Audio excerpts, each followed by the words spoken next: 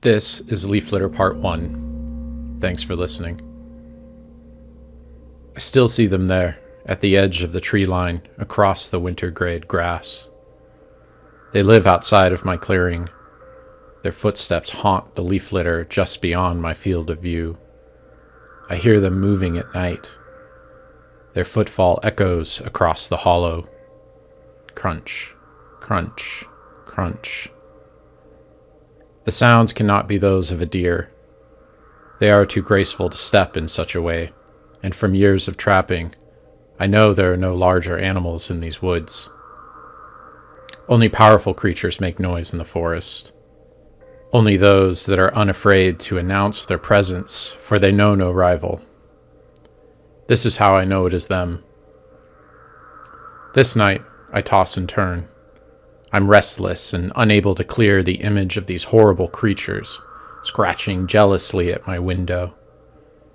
I wake in a sweat, heart racing, as I throw my blankets aside and scour my home for them.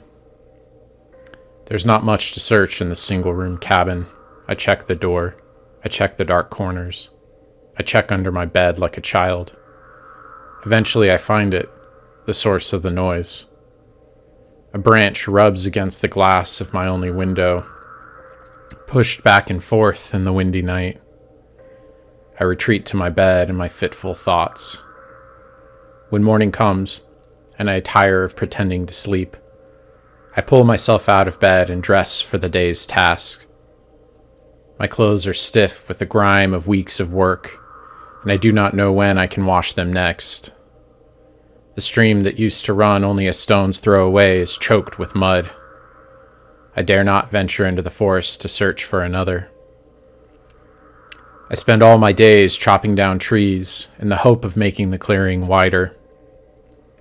I think to myself that their influence will fade if I can only isolate my home a little further.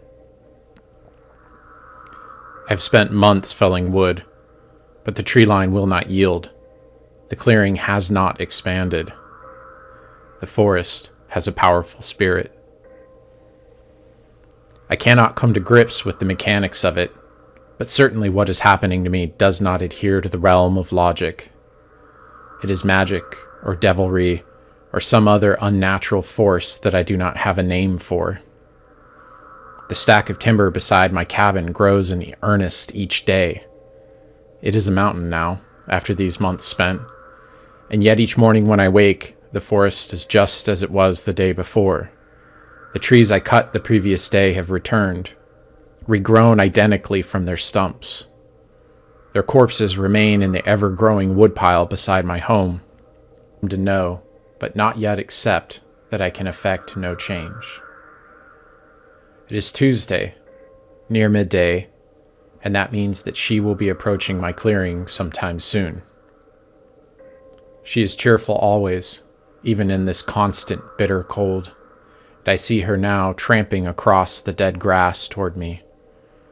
Her cheeks are vibrant red with a chill. She is happy even at a distance. She comes to collect my pelts, my weekly trappings, and payment is, as always, already arranged with her father. Though I insist that she should not, she brings food with her each time. She leaves me with bits of bread and salted meats, and occasionally a very excellent pie or jam. I would have starved a month ago were it not for her gifts. I otherwise subsist on rodents and the few woodland critters that are unfortunate enough to venture into my clearing. My neck and forearms are sinewy and lean. I feel like a skeleton, not the hunter that I am.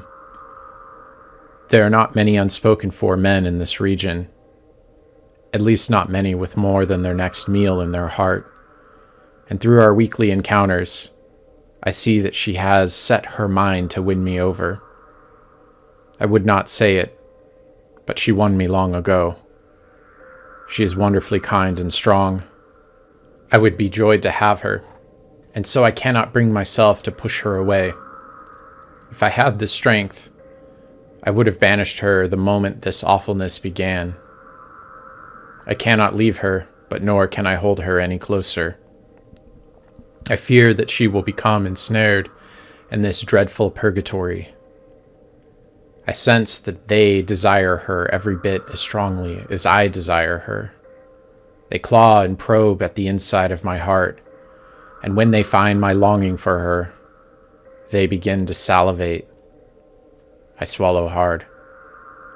She's waving at me now. I wear a smile and wave in return, pulling the hood of my overcoat down to my shoulders so she can see my face. "Good morning, Miss Anya," I call to her. My voice echoes into the distance.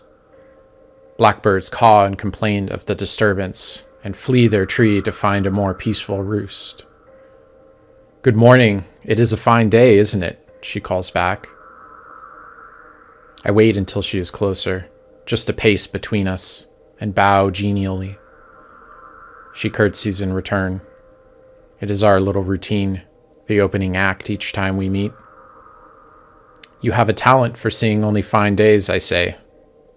My voice is hoarse from shouting into the night in the fever of my dreams. I try to smooth it as I speak, but I'm sure she hears the strain. She shrugs cutely, seeming not to notice. That's hardly true. "I see you've brought something with you. Will you ever listen when I say you shouldn't?" I nod to the small reed basket tucked beneath her arm. "Certainly I will never," she replies with a grin. I can smell the bread she is carrying, and my stomach growls.